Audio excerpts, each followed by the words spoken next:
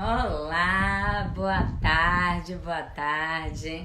Vamos botar essa música porque eu tenho certeza que essa música diz muito para esta mãe, porque eu acompanho ela e vejo o quanto que ela tem essa conexão com os filhos. Eu vejo o quanto que Malena é a mãe parceira, é a mãe que brinca, é a mãe que inspira, é uma mãezona mesmo.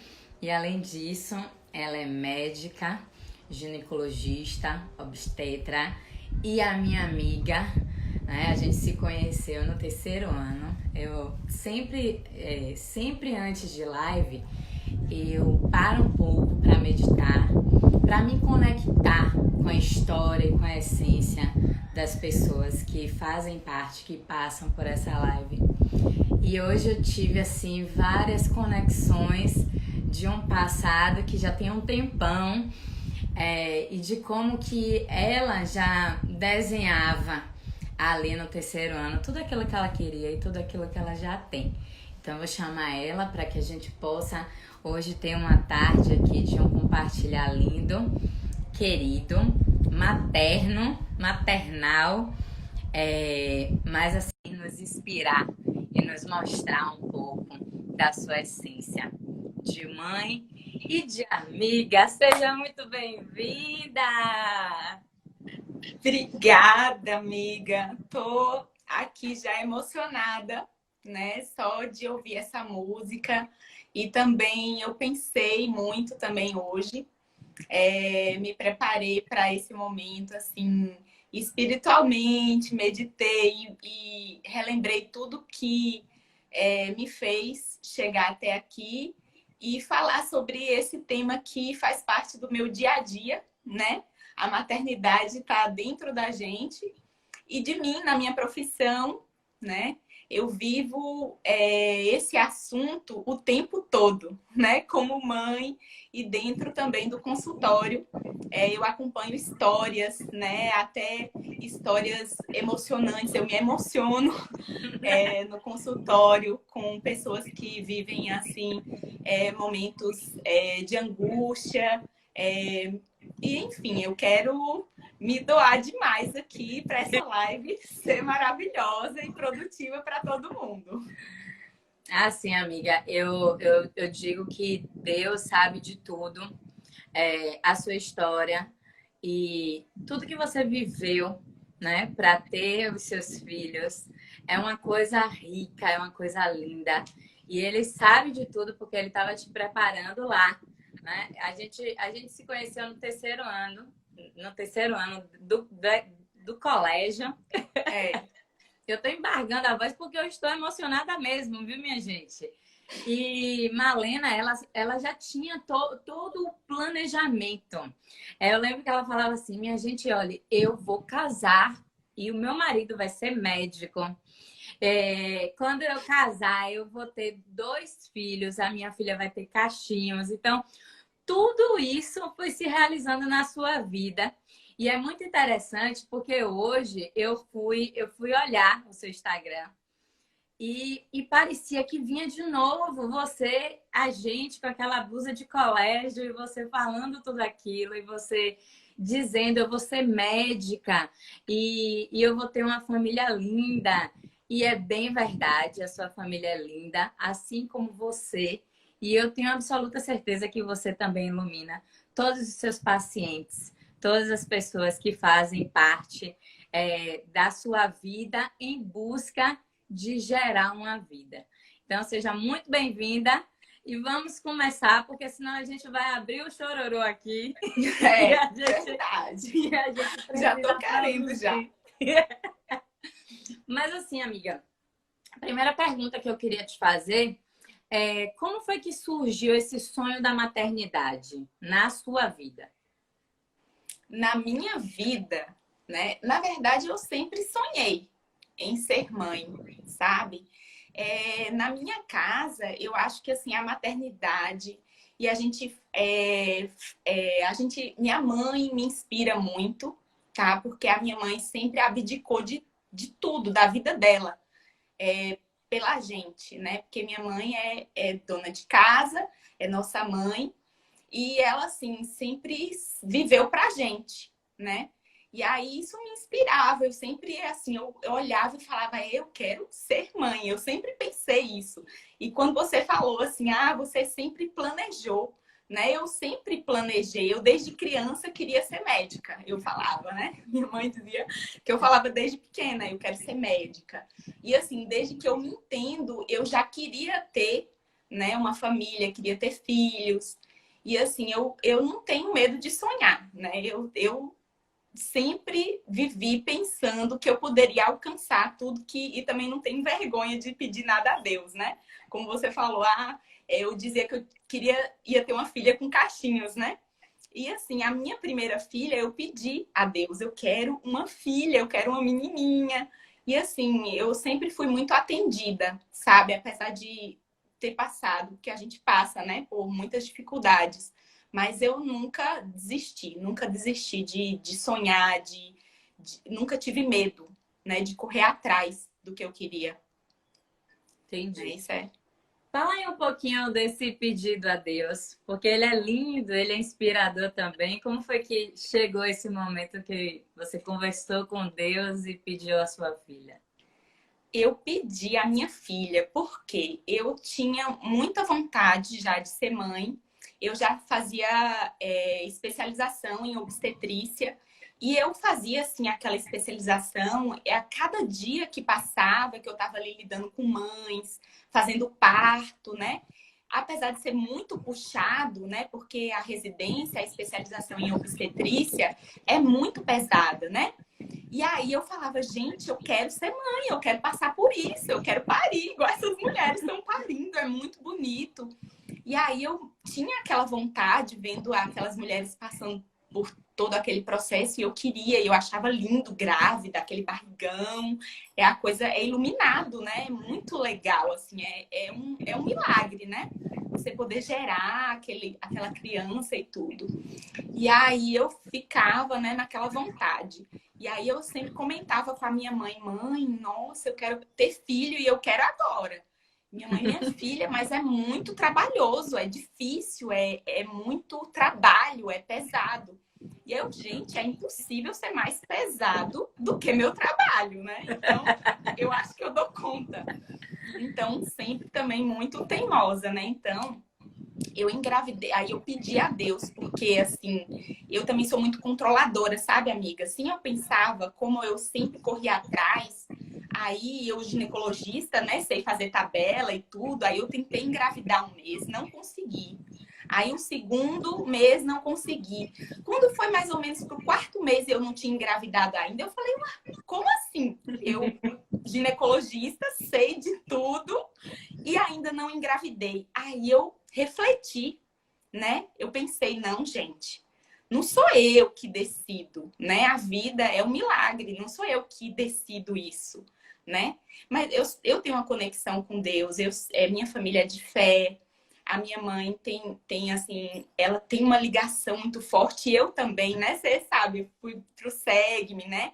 E assim, o SEGME, eu tenho certeza que eu passei no vestibular de medicina depois que eu passei ali pelo SEGME, que me ajudou e tudo, me transformou espiritualmente.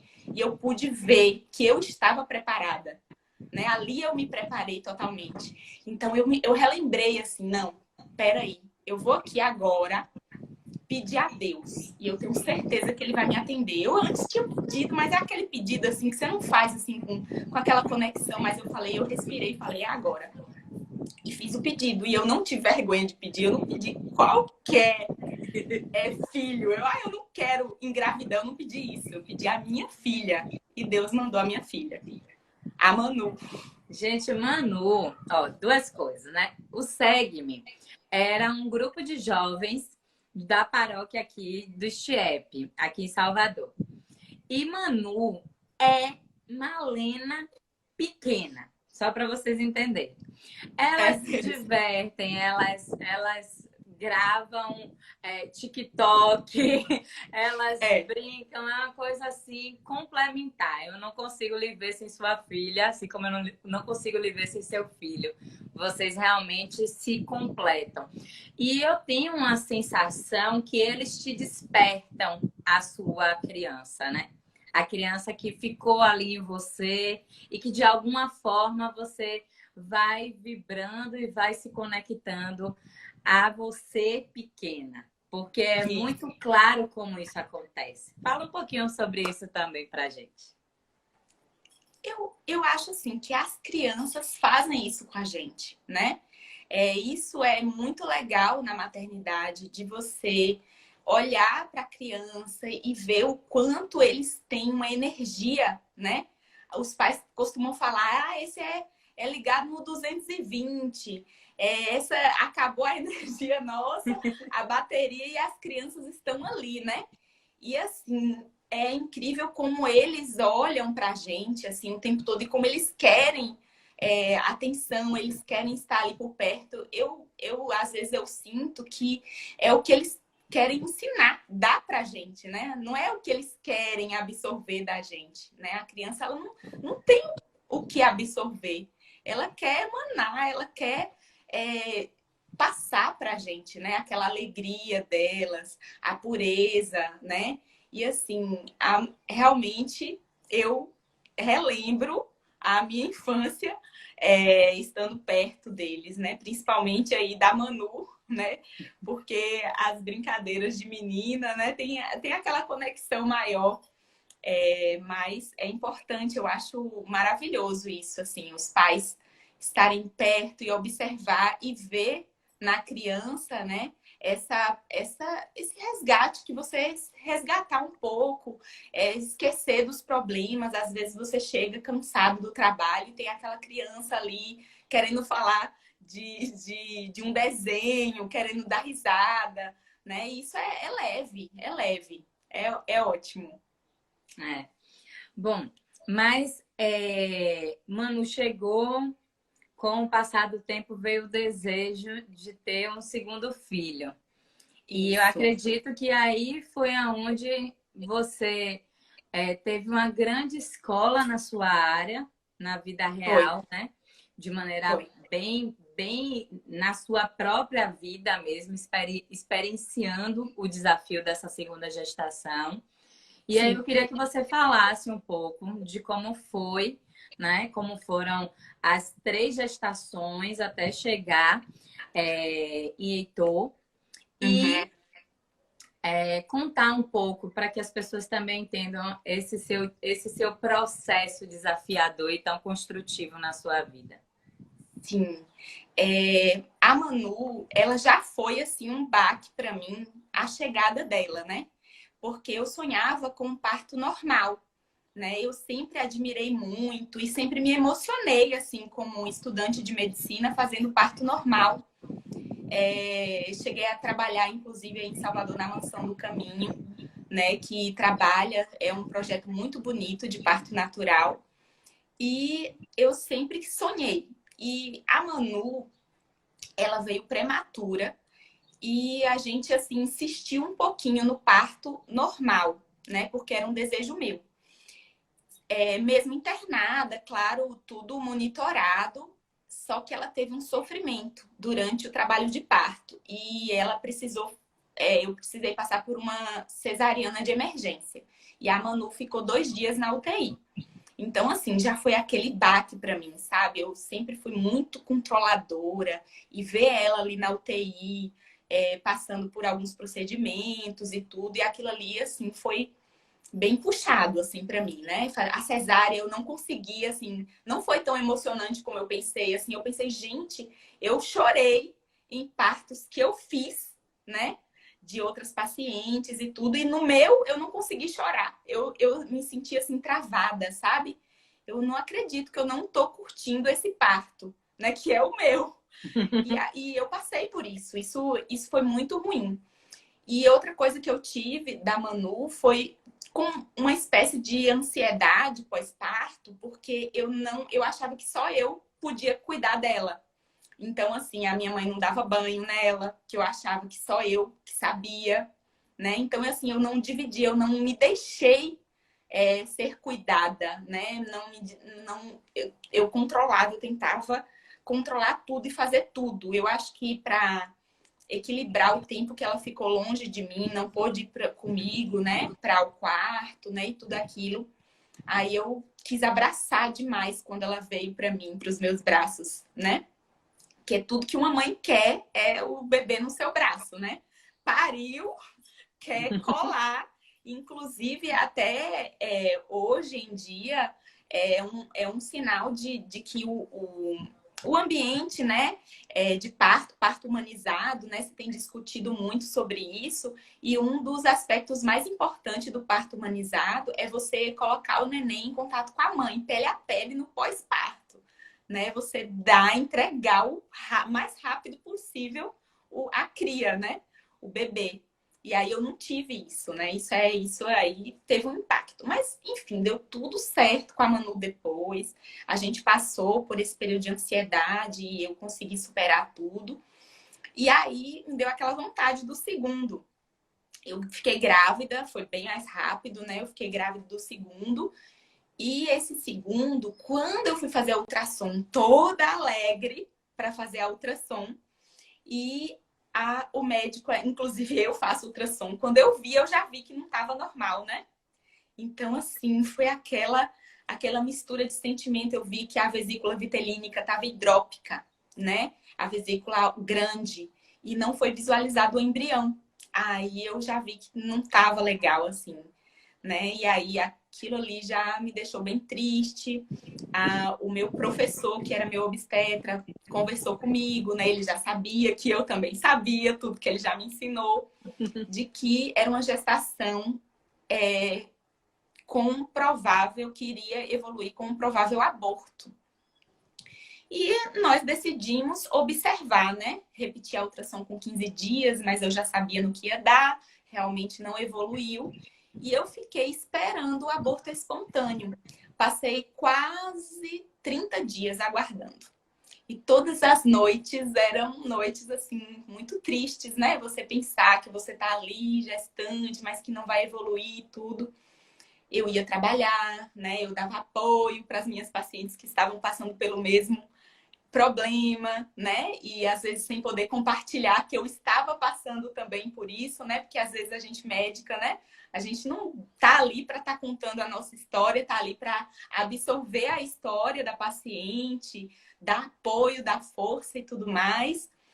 E assim, né, enfrentei. Foi uma barra, foi porque foi planejado, assim, a gente queria e não deu certo, né? E, amiga, logo depois, né, pouco tempo depois, alguns meses depois, como eu estava muito ansiosa para ter um neném, aí acabou que eu estava sem me prevenir. E eu acabei engravidando novamente. Só que essa gestação foi ectópica. Você já ouviu falar, amiga, nessa gestação ectópica? Não. É uma gestação na trompa, né? Independente se essa gestação, né, é só para orientar assim, as pessoas que às vezes ficam na dúvida, né? A gestação ectópica é uma gestação fora do útero, tá? Pode estar presente em qualquer local fora do útero e ela não deve evoluir. Independente, eu já peguei paciente, por exemplo, que tinha um embrião, tinha batimentos cardíacos, e a paciente, ela estava assim, esperançosa dessa gestação evoluir, né? Porém, a gestação ectópica é grave, né? É uma gestação que não deve evoluir, né? Porque o local do bebê desenvolver é dentro do útero, é o local seguro. Fora do útero é arriscado, é arriscado para a vida da mãe. Inclusive, é uma das causas importantes de morte materna, né? Porque essa gestação ela pode se romper, e normalmente se rompe com o evoluir, né? Dessa gestação ectópica, provocando hemorragia, né? E acaba que foi o que aconteceu comigo, né? Porque eu não estava sabendo ainda, né, que eu estava gestante. estava ali naquela mais ou menos desconfiada, mas eu não quis ter tanta esperança, apesar, né, por conta da minha perda anterior, então eu não fui fazendo exames, nem procurando saber, mas acabei evoluindo com a ruptura, né? Eu tive uma hemorragia interna, fui submetida a uma cirurgia de urgência, e foi retirada uma das minhas trompas, né? Tive até que receber transfusão de sangue e tudo mais. Aí perdi uma das trompas e foi aquela tristeza, aquele medo, né? Apesar de eu ser ginecologista e saber que perder uma das trompas não quer dizer que você não pode engravidar, né, gente? Então é só uma das trompas, eu tinha outra e tudo mais.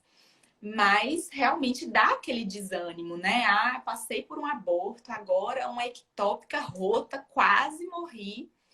Então, eu devo Ainda teve desistir? isso, Será? né? Você ficou muito mal, não foi? Você ficou muito Fiquei mal. muito mal, eu fui transfundida, né? Até eu me recuperar, amiga, passou assim mais de 30 dias assim de me recuperar da anemia mesmo, que minha hemoglobina foi para 4. Aí eu fui transfundida, né? E depois recebi medicação injetável, Noripuru injetável, para tentar me recuperar da anemia, né? E tudo isso foi um baque para mim, né? Essa perda foi bem pesada para mim, foi mais inclusive do que o aborto, né? Porque o aborto foi um dano emocional, né? Que é algo pesado realmente para a mamãe. Mas a segunda perda para mim, ela foi física também, né? Eu senti muito em mim. Eu precisei passar por uma cirurgia de urgência, recebi transfusão de sangue, né? Inclusive no hospital do interior, assim, numa cidade que não tinha ninguém da minha família por perto e tudo mais. Então, foi bem pesada. Essa segunda perda foi para mim física e emocional, né? Eu senti uma dor, eu sentia muita dor física e emocional por essa segunda perda, né? E a gente fica com medo. Tipo, depois dessas duas situações, veio o pensamento de, acho que eu não vou querer mais outro filho, não. Ou esse pensamento não aconteceu? Como foi esse Amiga, medo, né? amiga, você fez essa pergunta, mas você acredita que o pessoal do centro cirúrgico pensou que eu era louca? Porque enquanto eles estavam me operando, eu falei, cuidado com a minha outra trompa, porque eu quero ter outro filho. Aí eles falaram, essa aí é louca, né? Porque tá aqui quase morrendo e mandando ter cuidado para não tirar outra trompa dela, que ela quer ter outro filho. E eu querendo ali comandar tudo e tudo mais, porque eu queria que eles preservassem a minha fertilidade. Mas, amiga, na verdade, o que me deu foi medo, né? Medo de uma nova ectópica, né? Porque realmente quem tem uma ectópica anterior corre o risco de uma nova, né? Primeiro tem que fazer uma investigação da causa dessa gestação ectópica. A maioria das vezes não é nada demais. Mas se fosse, por exemplo, né, o que passava pela minha cabeça, uma obstrução parcial e talvez das duas, ou aderências pélvicas relacionadas à cesariana anterior ou relacionada ao aborto.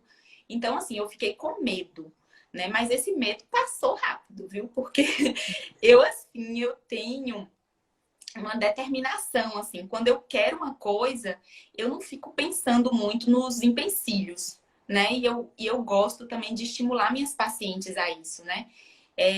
Isso passa, com certeza deve passar pela cabeça de toda mãe que sofre um aborto. O medo de uma nova perda, né? E eu que tive duas seguidas e essa segunda mais grave, né? Que precisou de cirurgia, eu fiquei com mais medo, porém eu corri atrás, né? Eu fui fazer meus exames, recuei um pouco também, né? Porque a gente recomenda, né, entre uma perda e uma nova gestação, que aguarde pelo menos 3 meses, né, amiga? E eu não acabei não fazendo isso, né? Não, é uma recomendação nossa que a gente faz. né? Para uma recuperação do corpo mesmo, né? A paciente também se recuperar psicologicamente, se preparar para essa nova gestação, né? É uma coisa importante. E aí eu fiz isso, eu recuei, fiz todos os meus exames, né? Me recuperei psicologicamente para isso. E assim, quando eu me senti pronta, né, para essa próxima gestação, eu fiz esterossalpingografia, né, um exame para analisar a outra trompa, e aí eu vendo que estava tudo ok, aí eu decidi. E também fiz aquela conversa com Deus, né? Como eu te falei, eu não tenho vergonha de pedir, sou filha, e como filhos nós temos que estar mais próximos possível. Eu me sinto muito próxima, me sinto mesmo. E eu pedi o meu menininho. Pedi o meu menino, que eu queria um menino, e para poder ter assim, a família que eu sempre sonhei. Aí vem, O graças a Deus. casalzinho, a filha de caixinha. E o filho também, né? Cortou E os o meu cachinhos dele, não menininho, foi? veio. Isso, amiga, o intervalo assim de tudo isso que aconteceu comigo, né? A Manu nasceu em 2014, as minhas perdas foi em 2017, né? E o Heitor veio em 2018. É. É super legal porque você, como médica também, sabe e sente o que está acontecendo no seu corpo, o que está influenciando de alguma forma, o que muitas vezes também é super complicado num momento como esses que você passou.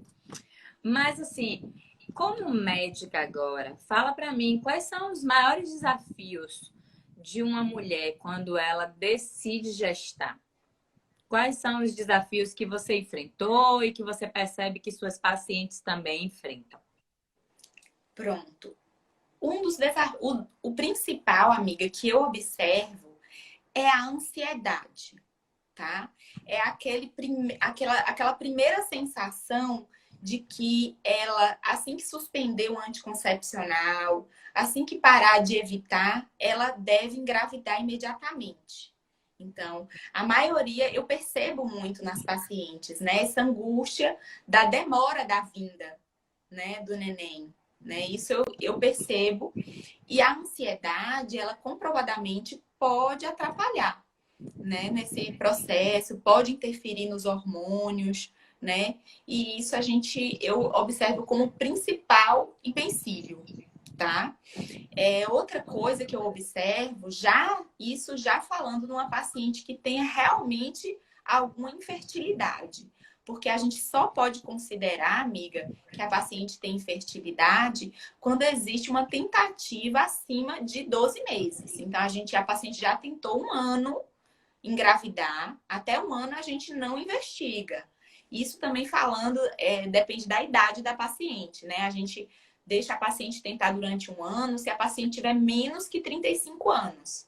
Se a paciente tiver mais que 35 anos, a gente reduz esse tempo para 6 meses, né? Porque fertilidade feminina, ela tem a ver com o tempo, né? Nós sabemos que a gente tem uma fertilidade reduzida depois dos 35, né? A qualidade dos óvulos, dos folículos, porque nós já nascemos com essas células. Nossas células têm a nossa idade, né? E isso é um diferencial na questão da fertilidade, né?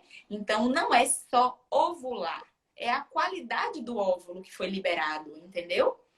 Entendi. Então, a mulher às vezes pensa, se eu tô ovulando, por que eu não engravidei ainda? A qualidade desse óvulo, tá? O que a gente está fazendo pela nossa saúde, tá? O que a gente está se alimentando, entendeu, amiga? Até os produtos que a gente usa, isso pode influenciar na nossa qualidade, a qualidade das nossas células. Quando a gente se alimenta bem, come bem, nossa pele tá mais bonita, né? A qualidade das células, a qualidade da pele, a qualidade do nosso órgão como um todo, né? Todos os órgãos, fígado, útero, ovário também, entendeu? Então é importante, eu vejo isso. Agora, quando a paciente ela já tem uma infertilidade, né, comprovada, assim, a gente já vê que ela já tem mais de um ano tentando engravidar, tá? E eu vejo dificuldades relacionadas, às vezes, do parceiro, né, que não apoia completamente, não quer fazer exames, entendeu? Então, eu vejo isso também com muita frequência, né? É aquele peso da mulher, que a mulher carrega em relação à fertilidade. Parece que o problema é sempre nosso, né? E aí eu sempre chamo as pacientes e falo, investigação de fertilidade é investigação do casal, né? Não é da mulher, né? E é importante, a gente sabe que até 30%, em alguns casos até 45%, da infertilidade está relacionada ao fator masculino, né? Ou em ambos, né? Porque não necessariamente se a mulher tem um problema, o homem também não pode ter também, né? Então é importante que se faça uma investigação do casal. Passou de um ano, não conseguiu engravidar nesse período, investigar o casal, o homem com espermograma e a mulher com os exames gerais de rotina. Tem muitos exames a serem realizados. Tem uma listinha aí eu não vou entrar nesse quesito aí agora, não. Quais são os cuidados assim que você indica às suas pacientes para quem está querendo engravidar, para quem está buscando uma gravidez? Eu costumo dizer o seguinte: se a mulher está tentando engravidar, ela tem que se comportar como gestante, tá? O máximo possível, é claro. Porque, amiga, porque a gestação, ela pode acontecer e a mulher ainda não sabe que está grávida, né? Então, quem está tentando engravidar não pode ingerir bebida alcoólica em grande quantidade, né? Porque isso pode fazer mal. Não pode estar usando medicamento, principalmente por conta própria, né? Então, deu uma dor de cabeça ou uma dor articular, toma um anti-inflamatório. Tá com a dor pélvica, anti-inflamatório, né? Porque esses sintomas que a paciente está tendo pode ser até de uma gestação, entendeu? Então, é importante que quem está tentando engravidar, que primeiro passe por uma consulta, faça exames de rotina, né? Investigue, deixe tudo em dias e siga as orientações. Normalmente, usar um ácido fólico que pode, em dose baixa, uma dose baixinha, que pode usar o ano inteiro, pode usar mais de 12 meses. É um suplemento vitamínico que previne malformações fetais, né? Ele previne lábio leporino, né? Previne espinha bífida, né? Então, previne diversas malformações. Então, é importante que a paciente esteja usando o suplemento, principalmente se a paciente usou anticoncepcional por muito tempo, ou se a paciente tem algum outro problema de saúde, usa alguns medicamentos que pode depletar o ácido fólico, se a paciente tem obesidade. Então, a gente vê que essa paciente ela precisa estar usando há mais tempo o ácido fólico do que simplesmente suplementar logo que descobre a gestação, né? Então, eu geralmente oriento o uso antes da gestação. E se comportar como gestante, como eu estou te falando. Evitar bebida alcoólica, praticar atividade física. Amiga, é muito importante. É incrível o quanto a saúde da mulher se transforma se ela tem uma atividade física regular, né? A paciente, ela nota a diferença, né? Na sua qualidade de vida. O estresse também reduz o cortisol. A prática de atividade física já foi comprovadamente, já é comprovado que existe uma redução do cortisol e um aumento da testosterona. E isso aumenta a fertilidade da mulher.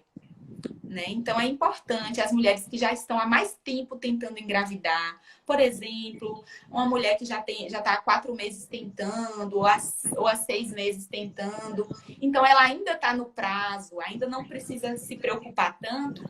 O recado ou a orientação que eu dou para essas pacientes é exatamente modificar seus hábitos de vida, né? Praticar atividade física, musculação, pode fazer musculação, né? Pode procurar um nutricionista. Tô vendo que Eva entrou aí, sempre em caminho para nutricionista, para ter hábitos saudáveis. Isso aumenta a fertilidade, tá? Inclusive, eu fiz isso, né?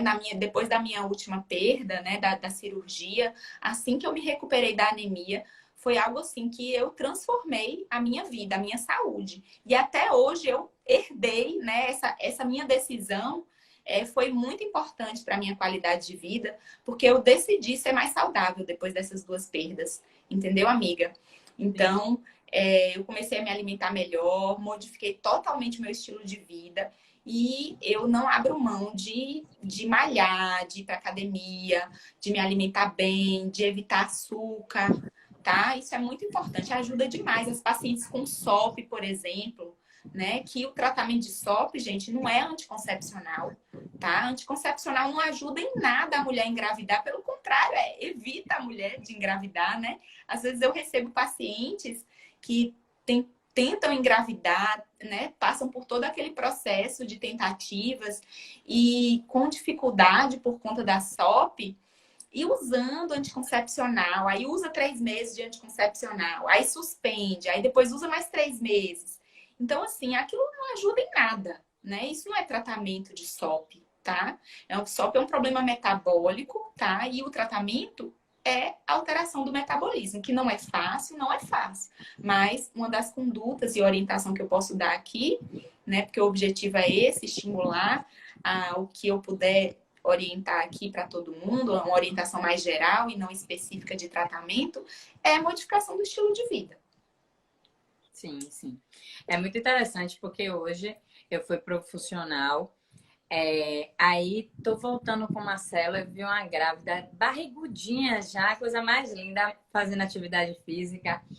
E aí você já sabe, né, que eu tô nesse processo aí de busca desse momento maternal. E aí eu olhei para Marcela e disse assim, amor, eu vou fazer atividade física porque eu vou ser uma grávida assim. Aí eu apontei para a barrigudinha, porque tava a coisa mais linda. E ter esse entendimento, né, de que é possível fazer tudo, que não muda muito pelo contrário, tem que ter todas essas é, tem que ter todas essas funções acontecendo, alimentar, disciplina de atividade física para que você se sinta melhor. Eu quero Isso puxar um mesmo. assunto com você, que foi um assunto que aconteceu comigo. Porque o que acontece? Nesse ano, no finalzinho do ano passado para cá, eu tirei o DIU, né? Saiu. Ah, não, tô super tranquila, vai ficar tudo bem. Quando vier o neném veio, etc e tal. E Uhum. aí, a ansiedade bateu na porta com muita força. E às vezes, até eu que trabalho com auxiliando pessoas para que tenha expansão de consciência, para que tenha equilíbrio, para que tenha esse controle emocional, me vi exatamente vivendo esse processo ansioso. E aí veio a pandemia, eu disse, olha, deixa eu segurar tudo aqui de novo, porque eu preciso me organizar. E aí, com isso, vieram várias coisas, né? Veio o aumento do peso, porque a ansiedade comigo, ela funciona me fazendo comer mais, você já sabe disso. E aí veio todas essas coisas, eu disse, olha, não, eu já entendi que eu não estou bem, então eu preciso tratar essa ansiedade, liberar ela, soltar ela, e aí as coisas vão fluir naturalmente quando eu estiver preparada para gestar.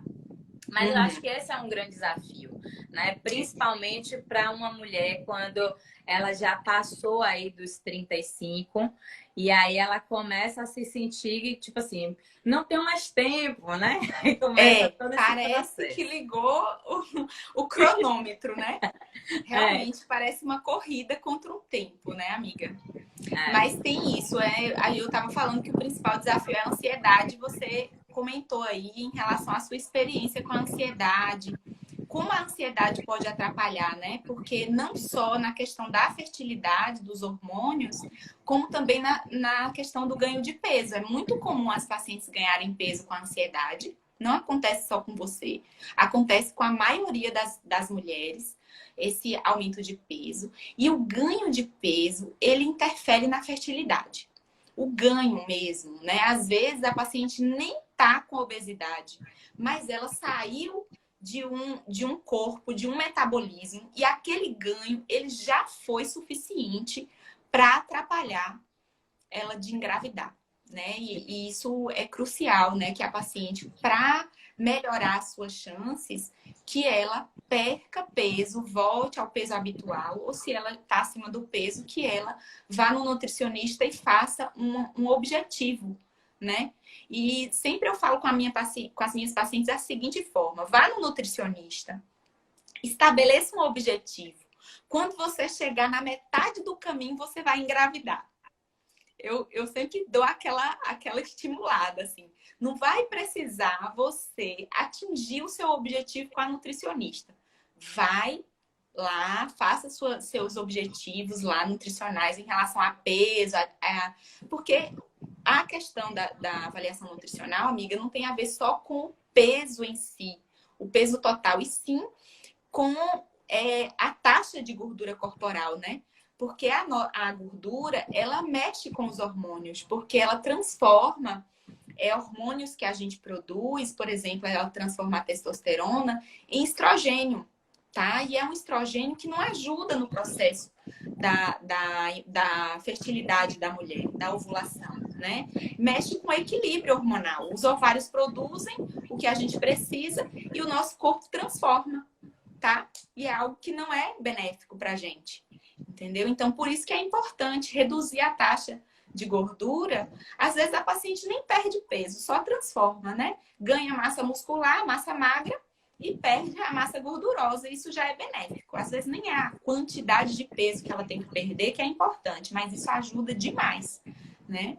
E aí você falou sobre a questão da preparação, né, da ansiedade. Aí eu preparei até uma coisa assim para falar aqui na live que eu também costumo falar para as minhas pacientes, que é, amiga, né, nesse processo, quando a mulher decide, tá naquele processo, ansiedade, não tá conseguindo engravidar, né, se preparar principalmente através da positividade, né, do pensamento positivo, de ela saber que a gestação virá, né, ter essa certeza, porque tem pacientes que ficam angustiadas achando, já chegam à conclusão de que não é para ser, né? Eu ouço isso e isso às vezes me dói assim durante a consulta, quando a paciente fala: doutor, eu acho que não é para ser, eu acho que eu não posso ser mãe, não é para mim. Eu fico já, né? E aquilo ali não entra em mim. Tipo, se ela quer, como que ela pode dizer que não é para ser, né? Se ela quer, é para ser, claro que vai ser, né? Tem que ter aquela positividade, né? Acreditar. E ser mãe, amiga, né? Eu acho que também faz parte do processo de ser mãe, é dar segurança. Quando a gente adquirir essa segurança, e eu acho que essa segurança vem da positividade e da fé, tá? E eu busco essa segurança na fé. E eu tenho segurança. Claro, na ciência, tudo. Isso é importante, procurar opinião médica, procurar fazer seus tratamentos. Mas positividade e segurança, tá? Então, quando essa paciente, ela adquirir uma coisa que toda mãe tem, né? Que é a segurança. Você tem que passar segurança para o seu filho. Quando a gente está passando, por exemplo, por uma situação perigosa, ou o seu filho caiu, quebrou o braço, e assim, uma situação assim, angustiante.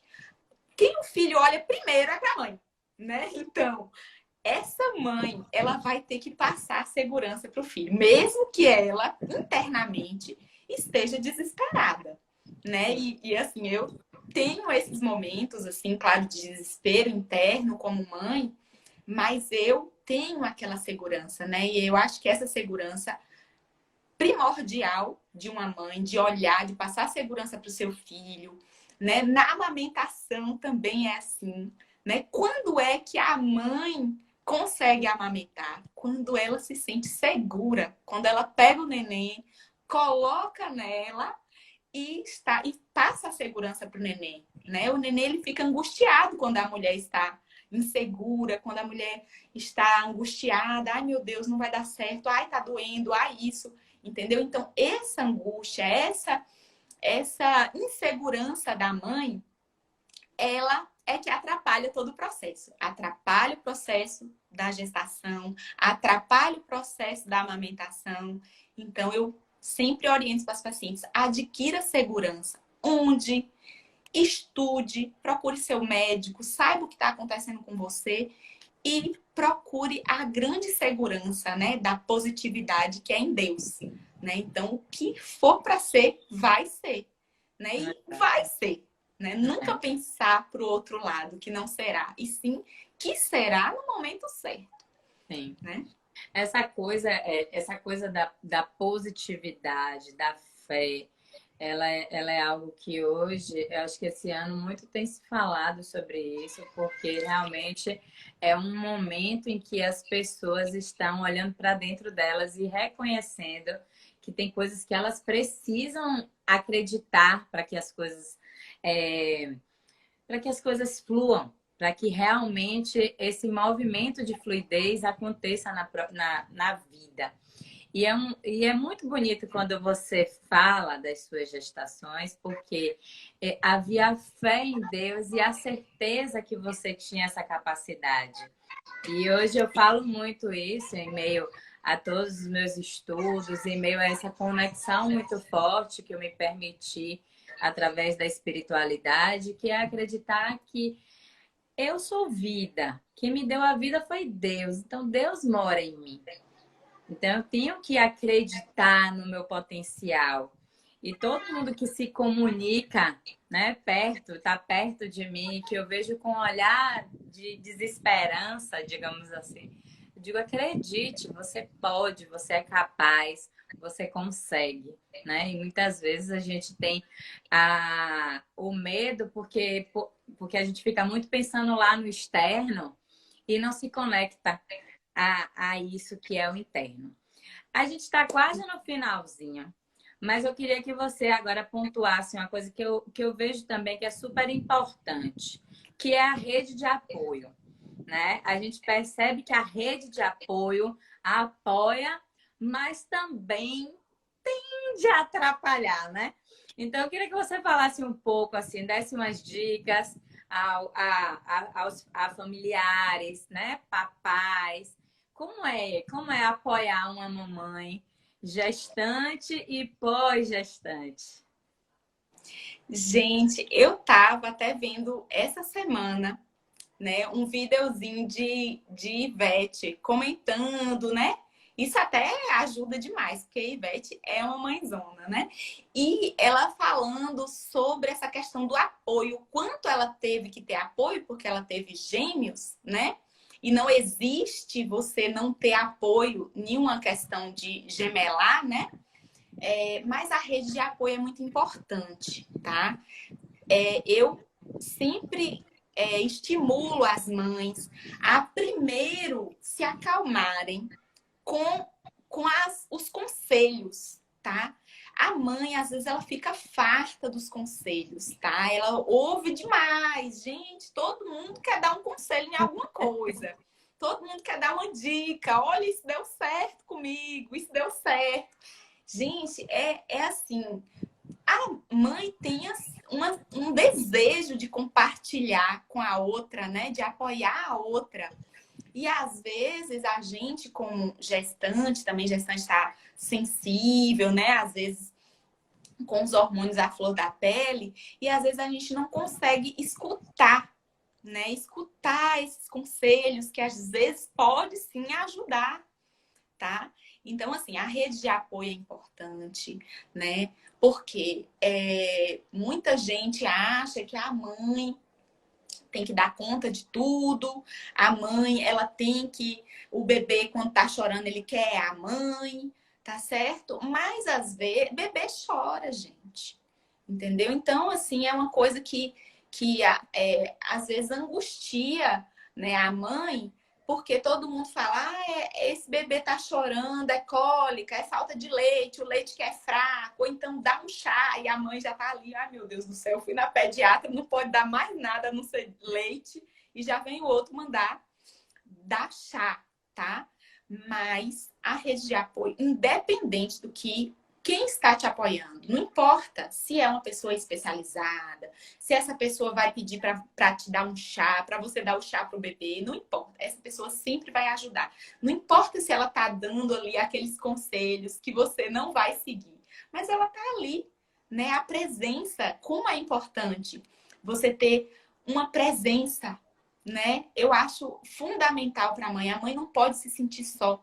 Ela tem que estar ali, tem que ter aquelas pessoas do lado dela para dizer: você não está sozinha, você está passando por um momento difícil, porque realmente logo nos primeiros dias, principalmente para uma mãe de primeira viagem, é complicado, é muito difícil, até a mãe se adaptar no processo de aleitamento, os cuidados, os medos relacionados a diversas coisas que a criança pode ter nos primeiros dias de vida, refluxo, diarreia, enfim, o umbigo, os cuidados, né? Que, assim, pra gente que é profissional de saúde, pode parecer muito fácil, muito simples, mas para algumas mães é muito difícil, né? Então, eu abordo nas minhas consultas esses assuntos, né?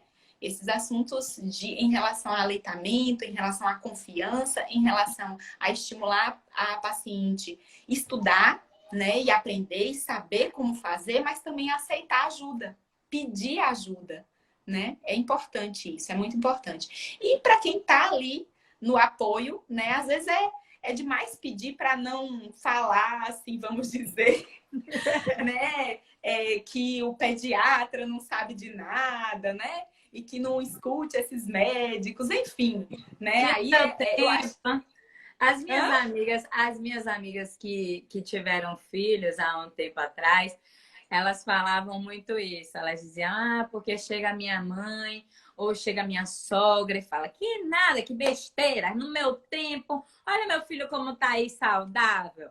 Então, eu percebo que é exatamente esse desejo de ajudar, mas entendendo e querendo que as coisas aconteçam exatamente como foi, não entendendo muito bem o espaço de cada um naquele momento, né? Mas eu acho que a solução, amiga, não é impor a essas pessoas, né? São pessoas experientes, né? Não conflitar, né? Não entrar em choque, né? Sim. E sim absorver as coisas boas, né? Nós, assim, eu sempre converso com as gestantes isso. Absorver o bom da rede de apoio, né? A presença, né? O apoio físico, emocional, de você cansada poder entregar o seu neném para uma pessoa que você confia. Isso é muito importante. Uma coisa que é importante também, as redes sociais ajudam muito a difundir algumas informações, amiga, que acaba ajudando. Todo mundo vê hoje. Para não estar falando para a mãe, por exemplo: ah, você descansa quando o bebê estiver descansando, tá? Porque a mãe, amiga, sente falta um pouco de ser ela também. Então, às vezes, aquele momentinho que o bebê dormiu, ela quer conversar sobre outras coisas, ela quer se cuidar também, né? Ela não quer só cuidar do bebê, né? Ela quer cuidar de si, ela quer falar de amenidades, de outras coisas que não só do bebê, né? Quer resgatar um pouco, se sentir ela, conversar com amigos, né? Saber como vai a vida do amigo também, né? Então ela quer, a mãe, ela não quer se sentir excluída, ela não quer ser só mãe, tá? Ela quer ser tudo, ela quer ter os amigos dela, ela quer saber como vai o amigo. Então, eu acho importante isso. Eu acho importante a gente ter o apoio e valorizar o apoio e entender, né, essas pessoas que estão ali dando aquela opinião delas, entender o porquê que elas estão fazendo isso. Elas estão ali ajudando, né? E elas têm o direito de dizer o que elas querem dizer, o que elas acham que vai ser. É claro que elas não vão impor. E também a mãe filtra e entende aquela ajuda que eles estão dando, né? Então, eu acho que bacana. Vá, fale.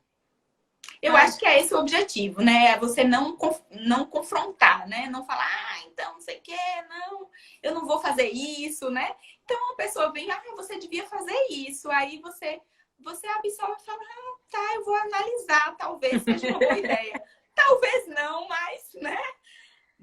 Você entender que a pessoa tá ali para ajudar, né? Tá dando uma opinião para ajudar. Eu acho que ninguém, assim, chega para uma gestante para atrapalhar ou para dar uma opinião que seja para algum malefício.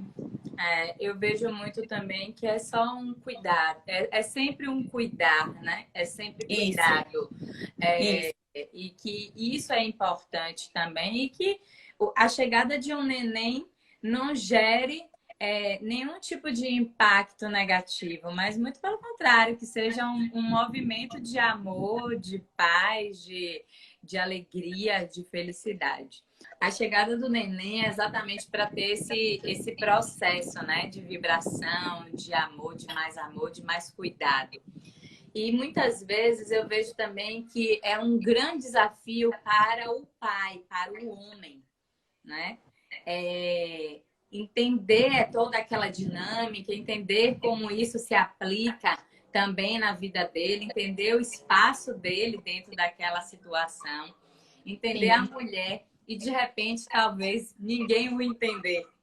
Então, eu Uhum. queria saber como é que você também lida, né? Porque pelo que eu vejo normalmente, quando um casal decide ter o seu filhinho, eles estão sempre juntos, é o que naturalmente acontece. Então, como é que você lida com esse pai, com esse auxílio paternal? Amiga, é assim, é muito diverso, né? Assim, os tipos de famílias, né? O perfil dos pais, o perfil dos casais é muito diverso, né? Eu percebo que existem pais que são mais presentes, que vão nas consultas, outros já vão mais assim raramente, né? Isso eu percebo realmente, mas eu abordo o assunto sempre. Gosto de falar sobre o assunto, principalmente porque até relacionado à rede de apoio, porque o pai faz parte de tudo isso, né? Falar com as mães sobre isso, peça ajuda. Não espere a ajuda para ficar chateada porque não houve, né? Porque às vezes é como você falou, o pai ele fica um pouco perdido, né? Onde ele se insere ali naquele processo do cuidado inicial, né? Porque na nossa sociedade existe uma cultura de que a mãe cuida e às vezes a avó ali, a avó materna, muitas vezes está ali presente, ou até a outra avó está ali presente, e o pai ali, ele fica ali na retaguarda, só observando, né, quando é que ele vai ser chamado, qual é o lugar dele ali naquele cuidado, né? E eu acho que realmente é papel ali, principalmente da mãe, né, trazer, né, estabelecer ali qual é o papel dele, porque às vezes o homem ele fica realmente perdido, né, de saber como ele pode ajudar, né? E a mulher achar que ele mesmo que tem que se prontificar, ele mesmo que tem ali que fazer e acontecer, às vezes não, isso não funciona, né? Isso na prática, e como mãe, e passei por isso, eu vejo que não funciona, né? A gente cobrar, você não faz isso, você não me ajuda naquilo, não. Olha, você vai me ajudar. O que eu tô mais precisando é nesse aspecto, nesse. Vamos organizar para poder ficar legal. Então, isso eu acho que ajuda demais, né? Os dois sentarem juntos e planejarem como pode funcionar melhor os cuidados, né? Os horários e tudo mais, né? Porque tem muita mãe que trabalha, que tá ali já preocupada com o retorno às atividades, né? E ali vai precisar de mais apoio ainda, né? E o pai, com certeza, está presente nesse apoio, né? De dividir mesmo horário, de estar ali cuidando do bebê, para tudo funcionar, né? Para a rotina da família funcionar. Mas isso precisa de diálogo, né? A gente não pode esperar que um só entenda o seu lugar, né? Então, isso tudo é muito conversado, de diálogo, de estabelecer mesmo regras, porque o fato de a maternidade e você estabelecer uma família precisa muito disso, amiga, de diálogo. Se o pai e a mãe não dialogar, até nos mínimos detalhes, né? Em questão de horário, em questão de orientação, em questão de tudo, de como vai ser. Se você vai comprar uma chupeta para o neném, antes você tem que conversar com o pai da criança e o que é que você acha? Eu vou comprar uma chupeta. Porque às vezes é motivo também de contradição, de opinião em relação é certo você dar para a criança, não é certo, né? A alimentação também, às vezes o pai vai lá e dá um chocolate para o menino que você estava planejando dar uma fruta. E aí, tudo isso tem que ser conversado. Todos os aspectos do cuidado com o bebê, ele tem que ser conversado previamente. Um outro desafio, né? E isso tudo que eu tô falando para você foi muito das experiências de amigas que tiveram nenéns, né? Que conversavam comigo, que me mostravam, que me falavam e compartilhavam. Que é assim, você engravida e as pessoas até têm um carinho, um movimento carinhoso, mas uma pressão muito forte para já saber como é que vai ser o parto. E muitas vezes, uma mulher que chega e diz assim: ah, eu vou ter um filho cesáreo, por exemplo. E que normalmente as pessoas elas se assustam e elas, por que você vai fazer isso? Então, eu queria que você falasse um pouco dessa coisa, né? Da escolha do parto. Falasse também um pouquinho tanto do parto normal, que hoje também tem esse olhar do parto humanizado, que é tão bonito, tão importante, e também do parto cesáreo. Eu acho que falar um pouco desses desafios, mas principalmente também pontuar de quem é essa decisão, que a gente já sabe, mas eu acho que é bacana quando a médica reforça. Sim.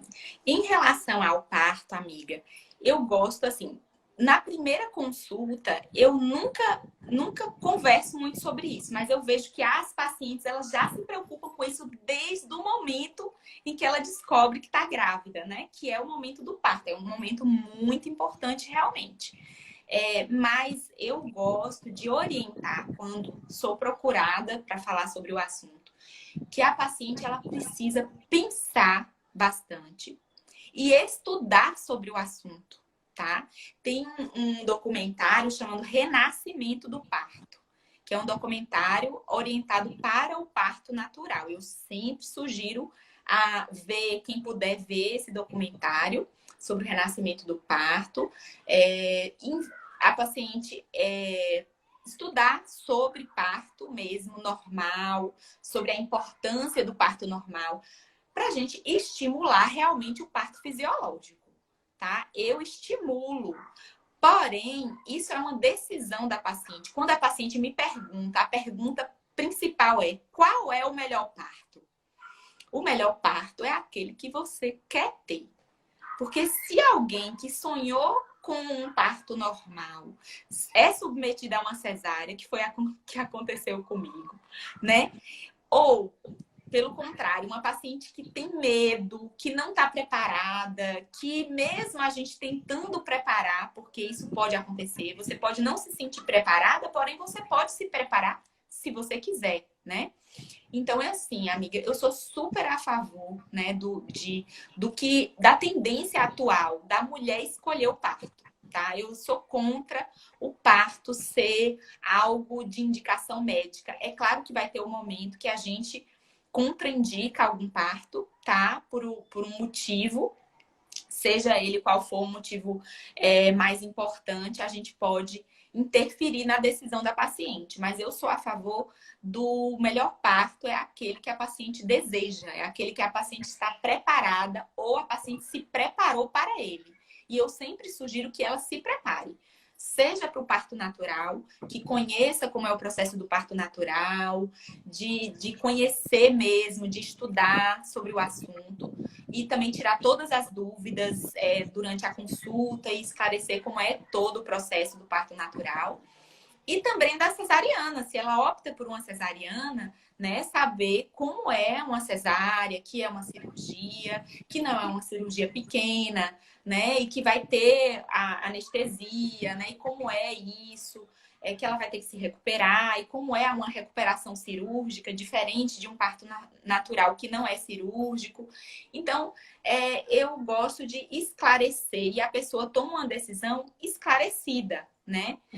Isso é importante, é que a gente se prepare para um parto desejado. É claro que a gente sabe que é uma caixinha de surpresa, né? Gestação é caixinha de surpresa. Até uma data provável do parto é provável, né? Então, pode acontecer de ser prematuro, pode acontecer de não dar tempo, né? Minha amiga até já saiu aí, minha amiga Sul, que você pode ter até uma data de uma cesárea e o bebê vir antes e ser normal, né? Pode ser que não dê tempo, então vai acontecer como tem que acontecer, mas é bom que a gente se prepare, tá? Sim, sim. Sinara tá falando aqui, ou é o que é possível ter. Ela também teve um bebê prematuro, que acho que completou, me confirma, 17 anos agora, né? O bebê.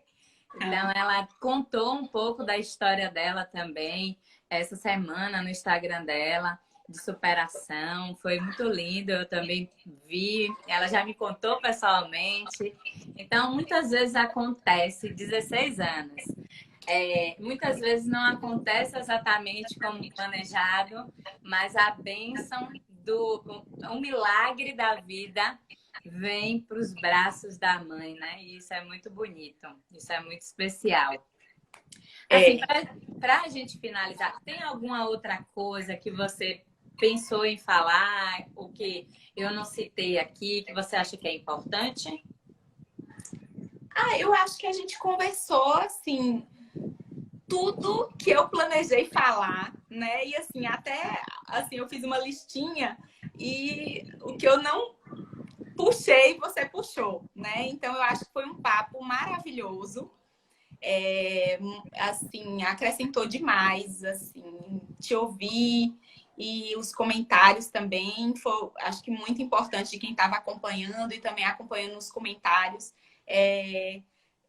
da, da nossa troca que eu achei muito boa. A gente falou sobre tudo que eu acho mais importante em relação a quem está planejando ter filhos, sobre as dificuldades que a gente pode passar, né, nesse planejamento, das ansiedades. Sabemos que existe em quem está nesse processo a possibilidade de passar por coisas que a gente não está planejando, né, como perdas, né, e essas perdas às vezes deixam marca, né, de ansiedade, de medo. Mas eu acho que o que deixa a gente mais. O que ficou, né, que eu acho que é importante aqui na live, é que a gente não deve desistir, né? Porque eu acho que a maternidade, ela não é só um plano nosso, né? Então, se vem um desejo, né, esse desejo despertado aqui dentro do nosso coração, que toca, a gente se sente tocado pelo desejo, né? É algo assim às vezes inexplicável. E a gente tem que correr atrás, porque eu acho que é um plano divino, é algo maior, né? A vida, né? É um dom de Deus. E já que é um plano divino e a gente se sente tocado por ele, a gente tem que correr atrás, né? Eu acho que é importante não desistir, né? É importante. Alguém falou sobre a questão de amamentar aqui, né? Que faltou um pouquinho sobre amamentar. A gente falou um pouquinho só sobre o parto em si, né? Que você falou que já põe o bebê próximo da mãe. Eu lembro que algumas de minhas amigas disseram que também já bota o bebê para amamentar, então que tem também essa dinâmica. Então fala aí um pouquinho sobre a amamentação. Tá, eu vou falar um pouquinho sobre a amamentação. Primeiro eu falei assim, da dificuldade, né? E alguém também falou aí sobre quanto é difícil amamentar, né? Principalmente o primeiro filho, né? E vem a experiência nos mostrar que amamentar pode ser simples quando você já vai amamentar o segundo, o terceiro filho. Então é difícil realmente amamentar um primeiro filho, é muito difícil. As dificuldades, principalmente, estão relacionadas à falta de informação, né? A mãe, ela tem que estar ciente, dar uma estudada, né? Ver vídeos no YouTube, sobre posicionamento do bebê. Que a chave do sucesso do aleitamento é posicionamento. É como você posiciona o bebê, né, no peito, né? A chamada pega. Como o bebê pega o peito, se tá com a boquinha bem aberta, que a gente chama de peixinho, com os lábios evertidos, pegando o peito, não só o mamilo, mas a areola, tá? E aí é importante uma avaliação, alguém que está falando sobre conhecer o bico, né? Então é importante que faça, claro, uma avaliação. O obstetra ele avalia, olha a mama da paciente, prevê uma possível dificuldade e se não há uma previsão de dificuldade, no meu consultório eu não oriento preparação, por exemplo, tomar sol, passar bucha, essas coisas assim, já foram orientações e hoje sabe-se que não é importante, tá? Então a mãe, o próprio processo da gestação, os hormônios, ele prepara a mama para o aleitamento. Então não é necessário esse tipo de preparação. Qual é a preparação que eu oriento? A preparação de informação. A paciente saber que ela precisa saber posicionar o bebê, tá? Não é uma coisa passiva, é uma coisa ativa. A amamentação é super ativa. Então, quando alguém coloca o bebê no peito da mãe, provavelmente não vai dar certo. Então, a mãe pega o bebê, a mãe coloca o bebê, né? Então, é diferente quando alguém pega o peito, coloca a boca do bebê no peito. Quando alguém pega, coloca o bebê. Então, assim, é claro que uma mãe que nunca amamentou, é difícil para ela fazer tudo isso, né? Então, se ela estuda como é a melhor posição, como é a pega, vê vídeos e se informa, então ela vai ali, claro, é a primeira vez que ela está fazendo aquilo, mas a chance de dar certo é maior do que ela ficar numa posição passiva, esperando que a rede de apoio somente vai ensinar para ela como é que ela vai amamentar, ou lá no hospital uma enfermeira venha colocar o bebê no peito. Então, é realmente buscar informação sobre essa questão de posicionamento, sobre conversar com o médico sobre a possibilidade de fissuras, que a fissura, ela também é um problema muito frequente e atrapalha a questão do aleitamento, né? Porque a presença de fissuras causa dores, causa desconforto. A mãe, ela fica ali preocupada. Será se eu posso dar essa mama fissurada? Será se não vai passar infecção para o bebê? Não, não causa infecção. Pelo contrário, se você evita amamentar com aquela mama que está fissurada, vai inchar mais e vai inflamar. Então, a mama, ela tem que ser esvaziada. O mais frequente possível, a mama estando vazia, melhor. E a outra coisa que eu gosto de falar para as pacientes sobre aleitamento é que mama não é igual mamadeira, né? Tem mãe que pega no peito e fala, eu não tenho leite porque não tá cheio. Não é assim. O processo de aleitamento não é isso. Mama não é mamadeira. Você vê, tá cheia, então tem leite. Não é assim, né? A produção, ela é contínua e ela é naquele momento. A sucção, ela estimula a produção e ela é imediata. Né? Então, quando o bebê tá mamando, tá sugando, tá saindo leite. Não importa se essa mama tá cheia, se essa mama tá vazia.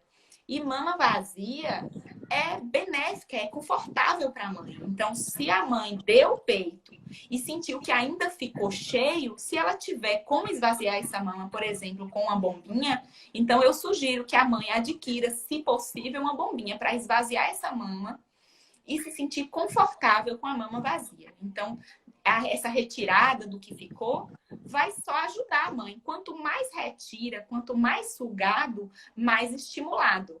Né? Tem mãe que acha, não, eu tenho que deixar aqui esse leite para eu dar quando o bebê acordar. Se eu tirar, ou então ela acha que quanto mais cheio, melhor. Não é dessa forma. Então, são informações que eu acho que são né, as principais, e sobre a importância, né, dar uma frisada na alimentação e na hidratação, porque mãe hidratada e com uma boa pega vai ter leite, com certeza. Maravilha. Amiga, você é muito maravilhosa, tem muito conhecimento a passar. As pessoas estão aqui dizendo coisas muito legais. Sinara, obrigada. Ela está falando aqui para 300 mil pessoas, né, terem assistido, também acho. É por isso que também todas as lives estão sendo editadas e estão sendo postadas também no nosso canal do YouTube, do Centro Floic, exatamente para que sejam materiais que fiquem. Então, vocês podem depois, assim que esse vídeo for, a gente deixa aqui gravado, mas a gente sobe também no YouTube. Então, pode pegar depois o linkzinho e passar para outras pessoas, porque a ideia é exatamente essa. É pegar todo esse conhecimento e compartilhar. Tem duas coisas que eu queria falar. A primeira é que tudo que você vai falando me mostra que tem uma conexão muito forte também de a pessoa se conhecer. Então, eu volto sempre para a questão terapêutica. Eu lembro que quando eu comecei a pensar, né? Ai, meu Deus, agora eu preciso engravidar. Então, eu logo raciocinei, eu preciso ir para uma terapia.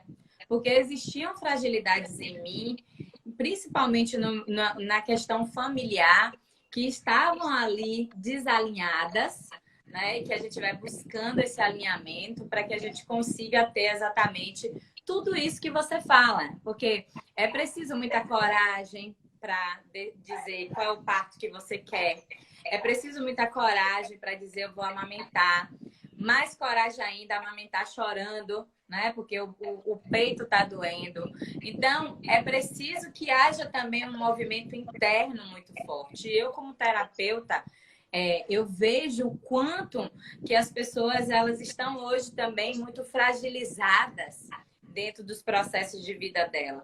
Então, eu acredito que uma excelente obstetra ginecologista, uma maravilhosa nutricionista e, claro, se a pessoa perceber que ela não está muito bem, e também em busca de um processo terapêutico para que gere também todo esse reconhecimento dessa força interna que há em todos nós, né? Ninguém Sim. tá limitado disso. Todo mundo tem essa força interna. Mas o que é que está acontecendo que está deixando isso meio desequilibrado? Então, bora olhar para isso, né? Eu acho que é super importante. Isso mesmo, amiga. E uma coisa que eu quero te perguntar e que eu acho que vai completar aí todo o nosso tema, que é quem era a Malena, né? Antes de ser mãe e quem é a Malena agora, mãe. Como foi essa transformação? Amiga, eu me vi mais humilde, tá? Como eu disse, eu sempre me achei muito assim capaz, né? Eu nunca tive medo de sonhar alto assim do que eu queria e correr atrás, né? E assim, depois de todo o processo que eu passei, né? Então, assim, a maternidade me deu uma humildade, né? De saber que eu não posso controlar tudo, que eu não decido tudo, né? E as minhas perdas e tudo mais me disseram isso. E também me tornou mais humana, né? De mais carinhosa, né? Eu sempre fui assim, eu sempre fui carinhosa, né? Mas eu era mais durona, né? E a maternidade, assim, amolece mais a gente, o coração da gente, né? E a maternidade me tornou mais humana, né? Eles me trouxeram isso, esses serzinhos de luz na minha vida. Eles me ensinam todos os dias, né? A dar amor, né? E mais carinho, isso aí, a Manu é muito carinhosa, ela requer muito beijo e me diz que me ama todos os dias. E isso é muito gratificante. Eu acho que o que a maternidade nos traz é amor, né? Como se o seu coração, que cabia uma quantidade de amor, vamos dizer, de pessoas, depois da maternidade, isso parece que se torna infinito, né? Então, mãe de um, mãe de dois, mãe de mil, né? Então, é uma coisa extraordinária, assim, o quanto que o nosso coração cresce com a maternidade. Maravilha. Amiga, muitíssimo obrigada. Obrigada por sua história, Obrigada. por esse compartilhar lindo, sabe? Eu acho que todo mundo que chega no seu consultório tem essa compreensão, né? Porque você é uma médica que compreende também por toda a sua experiência. Parabéns por você não ter desistido em meio, né, a todos esses desafios. Está aí com seus dois lindos presentes, né? E assim, muito obrigada de verdade por você estar aqui, por você me inspirar e com toda certeza ter inspirado todo mundo que passou por essa live. Foi muito bom mesmo. Ai, Muito obrigada. obrigada você também por ter me convidado e por ter tido essa ideia maravilhosa. Você sempre tem ideias maravilhosas, de ter pensado com carinho no tema, de ter desenvolvido, e tudo isso é coisa de projeto mesmo, que você sabe fazer, de planejar. E também agradecer todas as amigas que estão presentes aí, que são também super mães e têm histórias também muito maravilhosas. Eu quero agradecer, só agradecer. Amei também, amei compartilhar. É isso, minha gente. Semana que vem teremos uma outra live muito linda, muito especial. O tema é Mãe de Fé. Então, a prima minha que vem aqui contar a história dela com a filhinha dela, que também vai ser muito especial. Convidar vocês a seguirem o Instagram, Centro Florescer. Como a Malena disse, é um projeto, está no início. E assim como ela projetou a família lá no terceiro ano, hoje eu inicio esse projeto entendendo que ele tem um caminho e que esse caminho é muito especial e também muito guiado pela luz, por Deus e por todos aqueles que se aproximarem para contribuir. E convido vocês também a seguir a gente através do canal do YouTube. O link do nosso canal está na bio do nosso Instagram. Então, participem, estejam presentes, se conectem e bora aí juntos. Eu sempre digo assim, a gente precisa fazer um movimento dentro de nós, né? Olhar para dentro para que a gente reconheça, bem, não está dando muito certo determinadas coisas dentro de mim. E aí, o que é que eu faço para eu lidar comigo e com o externo? Principalmente com o externo. Às vezes a gente está sendo muito incomodado pelo externo, mas para e olha para dentro, porque lá dentro alguma coisa está ressoando. Então, isso é o maior desafio do ser humano. É perceber que não é fora, é dentro. E vamos juntos aí contribuir com mais e mais florescimento, porque essa é a minha missão e é isso que eu quero compartilhar com todas as pessoas que se conectarem a esse caminho aí de florescimento. Muito obrigada, amiga. Beijo, beijo. Foi um prazer. Tchau, gente. Um beijo aí a todo mundo. Não sei Tchau, se eu nem perguntei se alguém tinha mais alguma pergunta, mas um beijo aí também a todo mundo. Obrigada. E é isso. Se alguém tiver alguma pergunta, por favor, pergunte. Senão eu vou finalizar aqui, encerrar.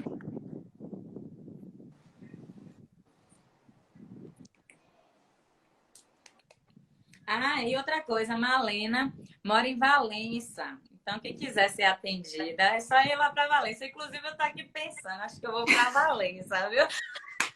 Venha, amiga, venha para consulta e passear também, me ver. Acho que eu vou. Vai ser legal. A ideia é ótima. Ninguém tá mandando mensagem, então um beijão para você e muito obrigada de novo. Beijo. Tchau.